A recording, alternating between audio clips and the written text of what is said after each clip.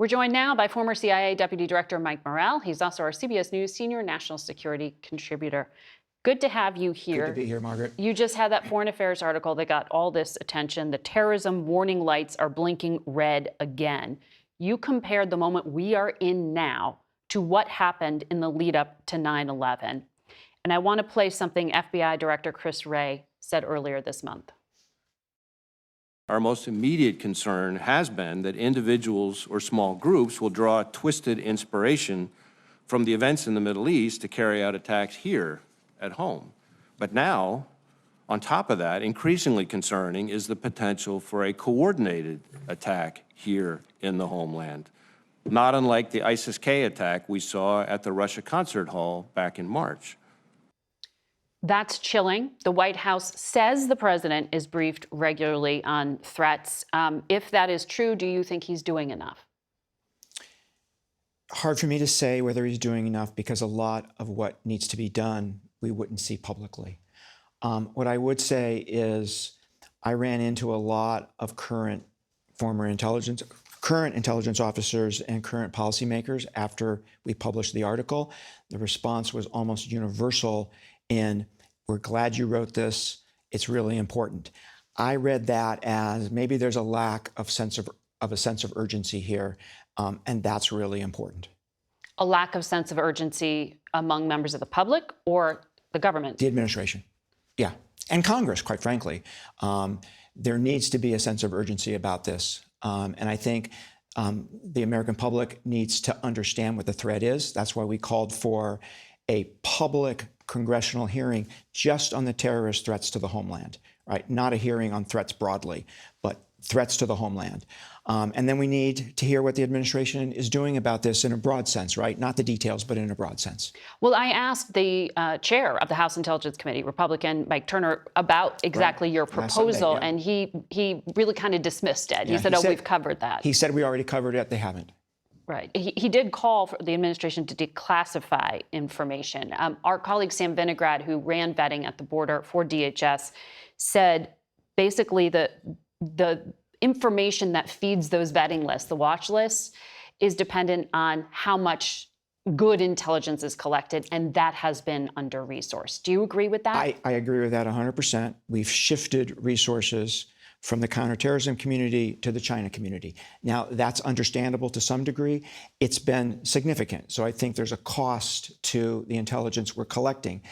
The vetting system, beyond not having the information, the vetting system does not provide all of the information that the government has. There was just a DHS Inspector General report that outlined all the problems with the vetting system. So it's lack of information, and then it's the system itself. And we have it on a graphic. The report said Customs and Border Protection could not access all federal data necessary to enable complete screening and vetting of non-citizens seeking admissions into the United States. This is the government saying we can't vet everyone properly. Right. And Customs and Border doesn't have the technology, right, to even connect. There are all sorts of issues here that need to be resolved. Mike Morell, stay with us. I have to take a break, but there's much more I want to talk to you about.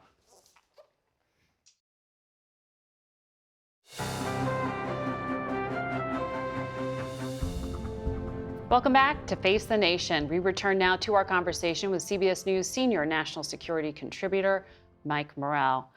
Mike, I want to ask you about some video that CBS broadcast earlier this week. 60 Minutes obtained it. It's Saudi national Omar al-Bayoumi walking around the U.S. Capitol back in 1999. We're seeing that video now. It was shot within 90 days of the time when senior al-Qaeda planners were deciding on 9/11 targets, according to the FBI. At the time, you were at the CIA. We know now the FBI identified this man, al-Bayoumi, as an intelligence operative with close ties to two of the 9/11 hijackers. But in that 9/11 Commission report, it said there was no credible evidence that he was a violent extremist or aided extremist. Now that you have seen this video, what do you think it reveals? No doubt in my mind that it is a casing video, for some sort of terrorist attack, number one. Number two, pretty clear to me that al-Bayoumi was either working for al-Qaeda or was al-Qaeda? Did he know about the 9/11 attacks? Probably not. Did he know that the two individuals he was interacting with were 9/11 hijackers? Probably not. But no doubt in my mind that al-Qaeda tasked him to do this casing video. The video is chilling.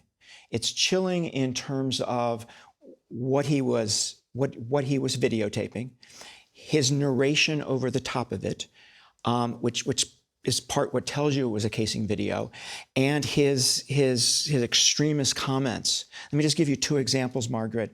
On the casing part, at one point he says, I will get over there. He's looking at the Washington Monument. I will get over there and I will report. I will report to you in detail what is there. He's talking to somebody, right? And he talks about a plan. Not like a tourist would. Not like a tourist video.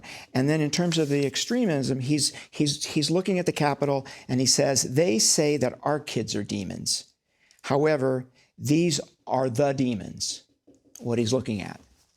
So the FBI concluded he was not a threat. The 9/11 Commission report concluded he was not a threat. You're saying it's clear he was al-Qaeda and living under the noses and examination of law enforcement undetected. He's now living in Saudi Arabia as we speak. Mm-hmm. That's a pretty big oversight by U.S. law enforcement and intelligence. Did the CIA know about this video? We did not. You know, I'm 99.9% confident that we did not have this video. I was the president's briefer at the time. If somebody had shown me this video, I would have shown it to the president. It was, as I understand it, UK officials, UK intelligence that scooped up this video. So when he left the United States, he went to the UK. And after 9/11, the FBI discovered that he had signed, helped the two 9/11 hijackers get their first apartment. And the FBI learned that. They learned that he was in the UK. So they go to the UK government and they say, they share all this information. The British government arrests him, detains him, interrogates him, gets all this material. They say they provided it back to the FBI. And it just stayed at the FBI. It looks that way. A lot more to come on this, including on 60 Minutes in the fall. Thank you so much for your analysis, Mike Morell. We'll be right back. With our CBS News polling showing a dead heat in the presidential contest, voters under the age of 30 could prove decisive. That's potentially 25 to 30 million votes, depending on whether or not they turn out. Our tireless polling unit has been surveying these young voters to see what their mood is like in 2024. And by most measures, they say it is tough going out there, especially when they compare their generation to previous ones. 82% of young Americans say it's harder for them to buy a home. More than 3/4 of young voters think raising a family will be more difficult. 7 in 10 say it's harder to get a good job. And 6 in 10 think it's harder to start a business.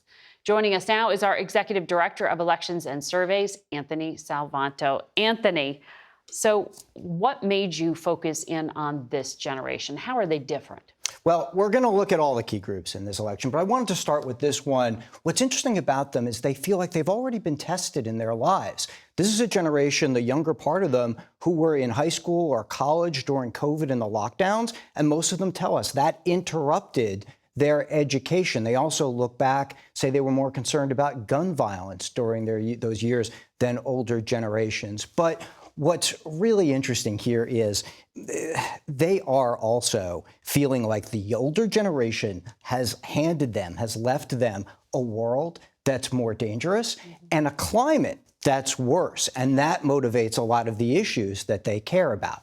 Having said that, Margaret, you can look at polling from the 60s when the baby boomers were the young generation then, from the 90s when it was Gen X. There have always been generation gaps in America. But for this generation today, they're the most racially diverse generation that the country has ever seen. And that comes out in their politics, too. They tell us they feel that politics would be better, not just with more young people in it, but also with more minority voices in politics, with more women in elected office. And they feel that way much more so than the oldest generation does. So they have all this frustration.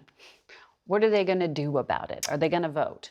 That is the key question. For all the concerns that we just laid out, they don't vote, and they don't say they're going to vote as often as the older generation does. That's kind of typical, isn't it? Well, it is in that way. So you've got about 2/3 of them who say this year they're definitely going to vote. And you've got almost all of folks, say over 65, who say that they'll definitely vote. Part of the factor here is age and how they see the candidates.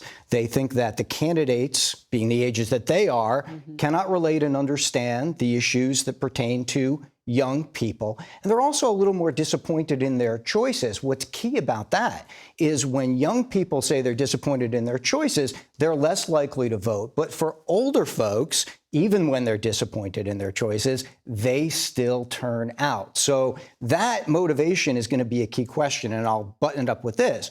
They are leaning towards Joe Biden. In fact, they're voting for Joe Biden, the ones who will vote, in about the same numbers that they did, that young people then did in 2020. But it's that turnout dynamic and that relative lack of turnout that's really going to be a key thing to watch in this group for the campaign. So what makes them start to view the ballot box as a way to change what they're frustrated about? Are there issues that would make them say, okay, I will drive and cast a vote, or I will drop that vote in the mail? Yeah. So big differences are beyond the economy, which everybody cares about. They're more likely to point at issues like abortion, to point at climate and climate change, which I mentioned earlier, and also race and diversity issues as being important relative to what older generations say. In all those things, those accrue to Joe Biden, right? The people who care about those issues are voting for Joe Biden, which underpins some of his support. But having said that, they don't always they aren't paying as much attention to the campaign, and a substantial portion of them aren't sure what the candidates would do on those issues. There's a substantial portion who aren't sure what Joe Biden say would do on abortion. Now, what's important about that is that means when we watch this campaign going forward, can the candidates not just motivate them, but also inform them about what they would do so that they can make ostensibly a more informed choice? Anthony Salvanto, always interesting. Thank you. We'll be back in a moment.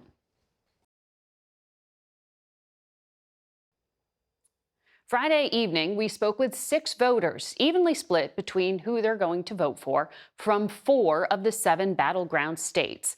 And the conversation was a feisty one, with the participants veering frequently to former President Trump. One of the few things they all agreed on was that this election is critically important. It is critical because of the state of our nation. There's so much going on, border security, infiltration by people that could cause extreme harm to our country, the economy, and the weakness of our current administration on the national stage. What do you mean by infiltration? Because of our open borders, I feel very strongly that there have been people coming in because nobody's being vetted, nobody's asking questions, and I think we are being infiltrated by people that could cause another 9/11, very honestly. We see these numbers of illegals crossing the border, and we're not talking about Central and South America. We're seeing Haitians, we're seeing Chinese, we're seeing Central Africans, we're seeing Arab nation immigrants come across, or not immigrants, but illegal immigrants come across. So it looks like an invasion of some sort. I think both parties recognize that broken immigration system. There is a concern about a terror threat, but you're talking about this as if it is a choice to allow for these risks. Why do you think that that is a choice versus a tough situation America finds itself in? Because day one that current President Biden was elected, he immediately, by the stroke of a pen, uh, undid everything that President Trump had done in closing the border. We had security at the border. We were vetting the people that wanted to come in. And with the stroke of a pen, day one, he opened the border, he opened the doors without any vetting process. So it was his choice. He has to take responsibility for that, he and his administration. You do know that there is vetting that border officials do when they No, they encounter don't. someone. They do. I've No. been to the federal facilities. When someone is detained, when they are captured, when they cross illegally, they are taken into federal custody, and those agents do vet people. The success of that vetting may be in question, the efficacy of it, but they are. If someone sneaks in undetected, then they're definitely not vetted. And have you heard from either candidate like a specific vision on how to fix the issue you see with the border? I've heard from Donald Trump that he wants to shoot people on when they cross. That's what I've heard. I've not heard that at all. Some say it. Well, I Yeah. do believe the border, it's a crisis. It truly is. But what is the solution? If we all can't get together and decide on a solution to the problem, how are we going to solve the problem? Because I when you agree have, with that. Jeremy, I see you raising your hand. You can jump in.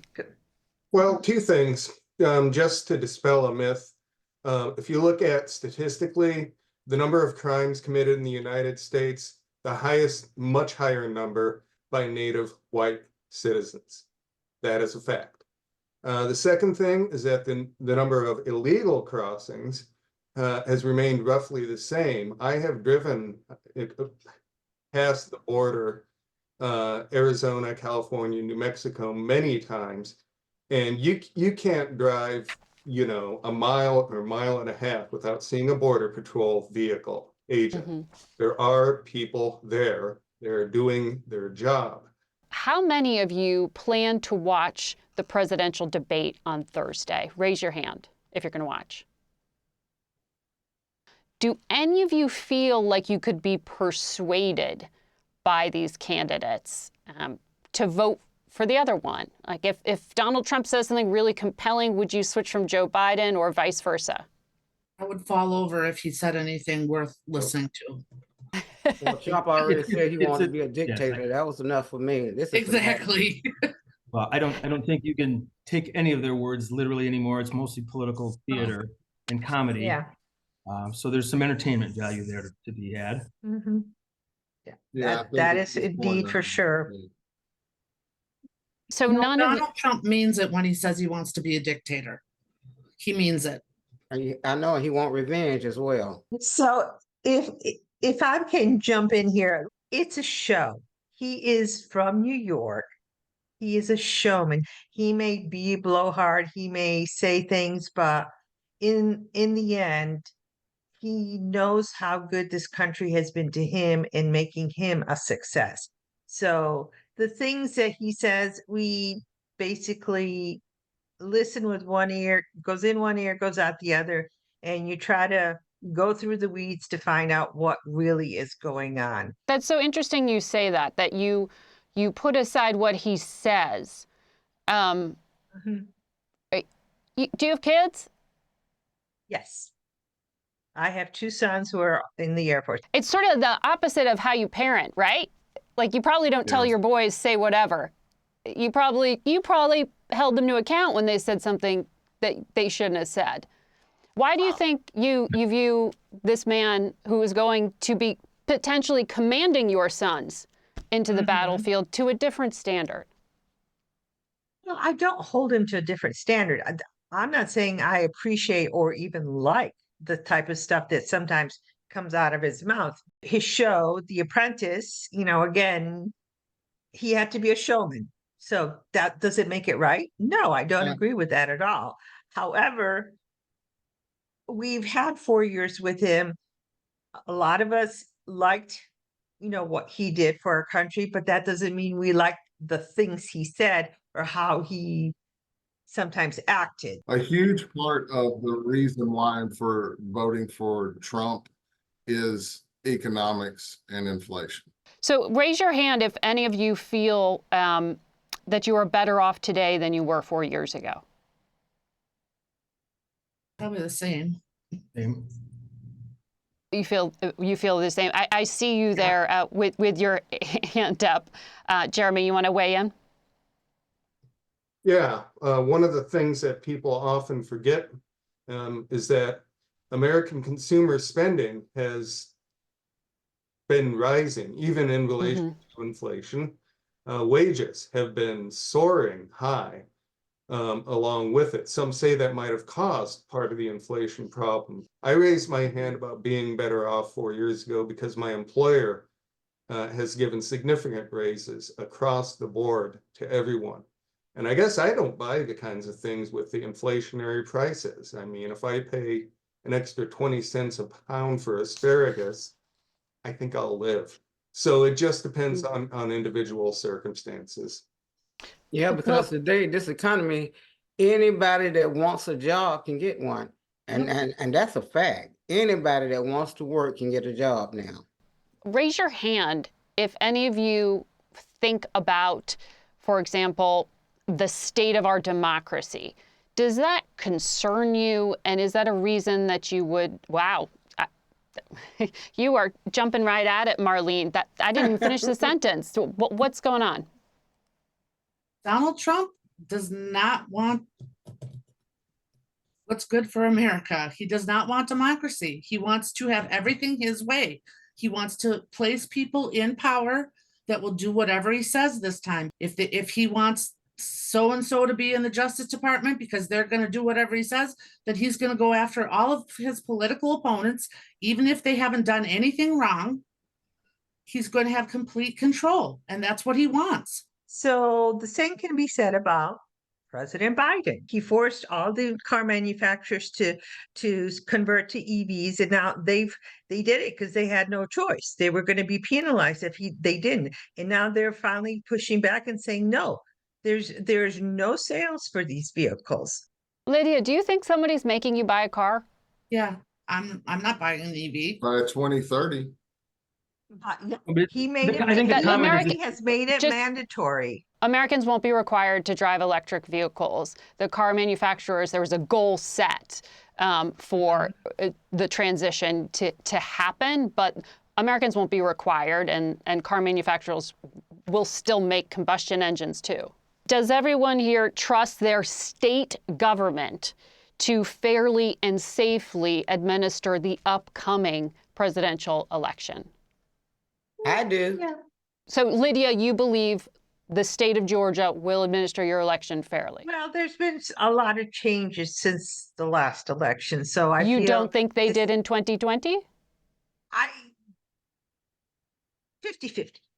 We'll leave it And at I that. too am from Georgia, and I agree. The election is going to be correct in Georgia. I just think that the concerning thing is that in most areas, the population is split almost so evenly that it really doesn't take a lot to tip the balance one way or the other.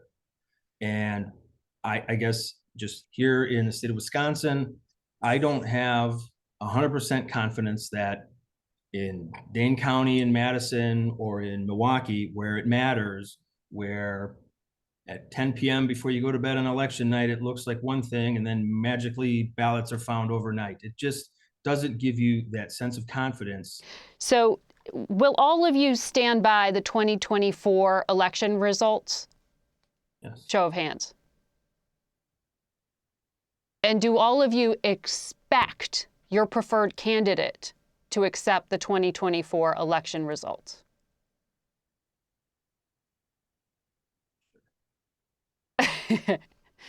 Tony, you were like, I don't know. Yeah, sure. I can't speak for what someone's going to do. I don't. Yeah. Well, he pretty much already said he's not going to accept it if he loses. Donald Trump, 78, Joe Biden, 81. Does anyone think that older age is an asset? There's some benefit to wisdom, experience, but I think you got to question fitness, ability, cognitive ability. And this is not a criticism. I mean, age is what it is. You can't stop it. It can't be Right. helped. The Joe Biden we've got in the past 2 years, especially 2 years, has been a definite decline. I've And seen Well- a little the decline, cognitive but not like what function. you guys are saying. You're acting Well- like he's fumbling around on stage. Okay, but and half that's where the he So is. you don't see He the is. decline in Donald Trump, huh? half of the people in this group say that anything Donald Trump says, it's garbage. We don't want to listen to him, whatever. But we don't even get the opportunity to hear what Joe Biden says because he won't take questions. He walks away. You don't even get to interact. There's no transparency. There's no sense of, hey, here's what I think about this or why we're doing this. So what's worse? Something that you say isn't even worth listening to or not even being able to hear the message. The full hour of our conversation can be seen on our website and our YouTube channel. We'll be right back. I hope you'll join me, Nora O'Donnell, Gail King, and the rest of our CBS political team for our live coverage of the first presidential debate, which is hosted by CNN this Thursday night. We'll be on this network at 9 p.m. Eastern on CBS. Our CBS News 24/7 streaming special coverage begins at 8. That's it for us today. Thank you for watching. Until next week. For Face the Nation, I'm Margaret Brennan.